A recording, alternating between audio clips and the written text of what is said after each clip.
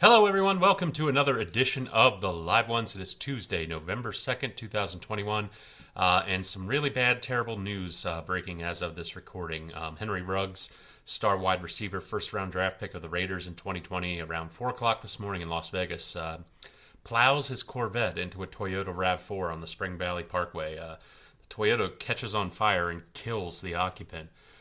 Ruggs is currently being charged with a DUI. I'm sure that's going to be upgraded to involuntary manslaughter. It'd be hard to see any scenario where Ruggs doesn't spend some time in jail for this. I'm not going to get on a soapbox. Plenty of people are doing that today.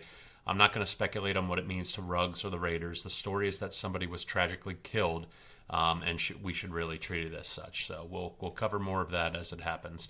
The NFL trade deadline has come and gone, and probably more notable than anything else were the people who are staying put for now. Deshaun Watson was not moved. I'm guessing the price tag the Texans wanted was simply too high, especially now that it's come out that he started settling some of these lawsuits against him. Fletcher Cox was not moved by the Eagles. Both he and the Eagles front offices are playing dumb, like they can't believe how those rumors even got started.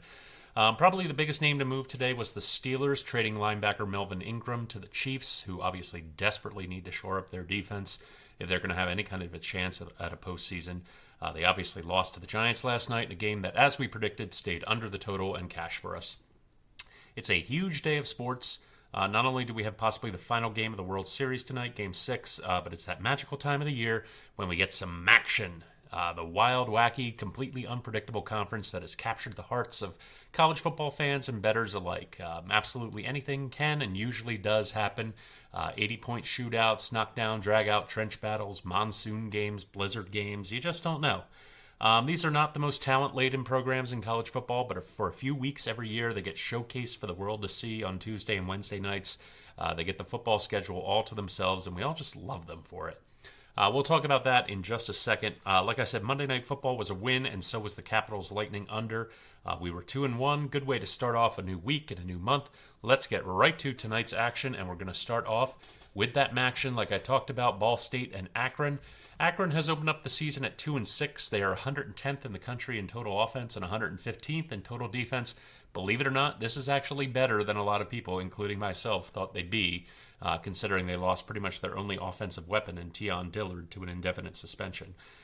They've beaten the teams that they were supposed to, and they've lost to the teams that they were supposed to, even if Dollard had been there.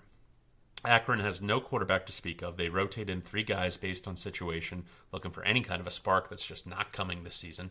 And they're almost certainly going to rely on their run game tonight, as Ball State's pass defense is a whole lot better than its run defense. Ball State had won 3 in a row before running into Miami of Ohio last week, a game which really exposed how incomplete and uninspiring this Cardinals offense can be.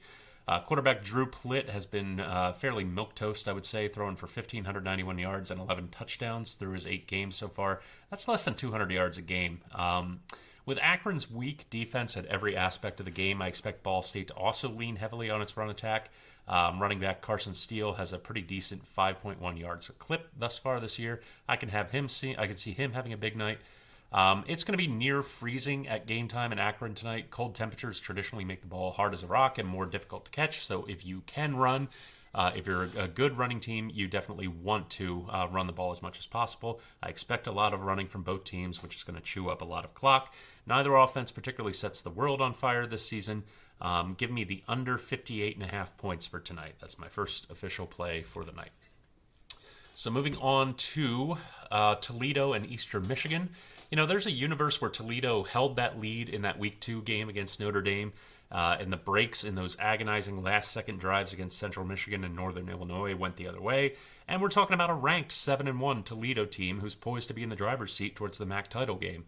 But it seems like every single close break has just gone against this team, and now they're basically fighting to stay alive for bowl contention.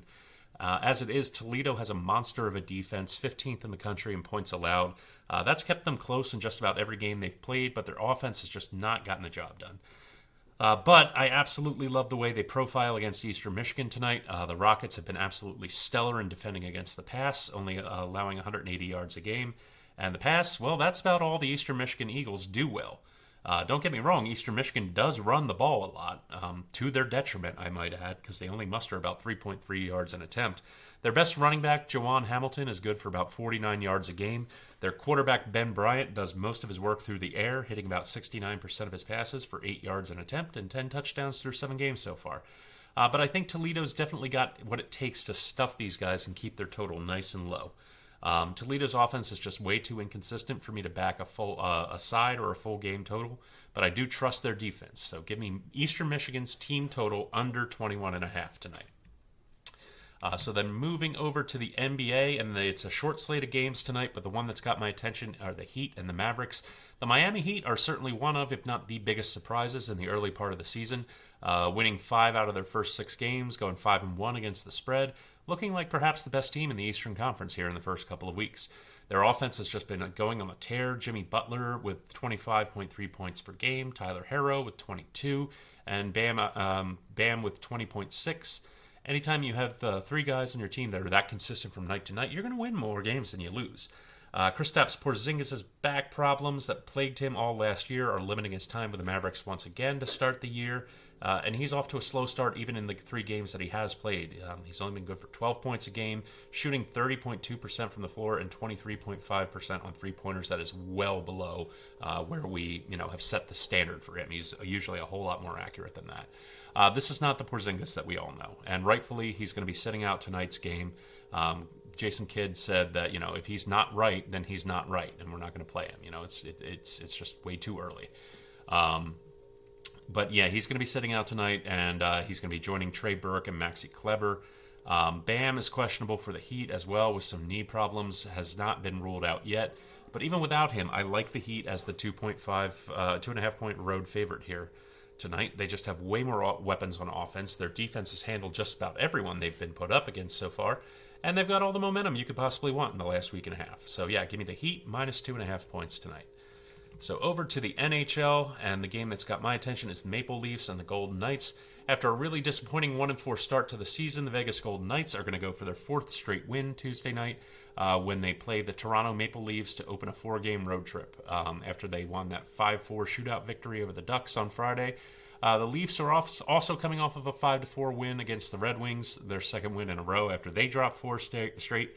So we've got 2 teams that are trying to right the ship after really poor openings. A lot of people don't realize how important the first month of a hockey season is. You have to avoid getting yourself in an early hole. It's okay to kind of be around that 500 mark to start the season, but you really don't want to be one of those teams that just really, really digs themselves a hole.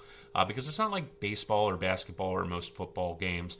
The point structure in hockey, where you get 2 points for a win and 1 point for an overtime or shootout loss, really means that more so than any other league, to move up in the standings, it's not enough to just win games. You have to win games at a sustained clip and also have the people ahead of you lose their games in regulation. Or it just becomes way too much of a deficit to make up most of the time. Hockey's been going on for what now, 3 weeks? Most teams have played 10 games. 10 more and we're already going to be at the quarter point of the season. Anyways, for both teams, it's a question to me of whether their recent offensive success can be sustained. These are 2 of the worst power play units in the NHL. The Knights are dead last. Toronto's 5-4 win last game was the first game so far this year that they've scored more than 3 goals.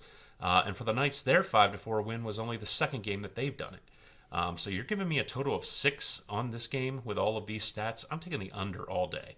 Toronto, Vegas, under 6 goals, 4th and final play for the night. It might push, but I'm sure that it might push. It will almost certainly go under that total. I cannot see these guys getting 7 goals. So yeah, that's my 4th and final play for the night. Everybody bet safe, stay safe. Follow us on Twitter at Live One Sports. Check us out on Roku and Fire TV at the Live Ones. Enjoy Game 6 of the World Series. Again, it's a really, really big night of sports. Have a great night, and we will see you tomorrow.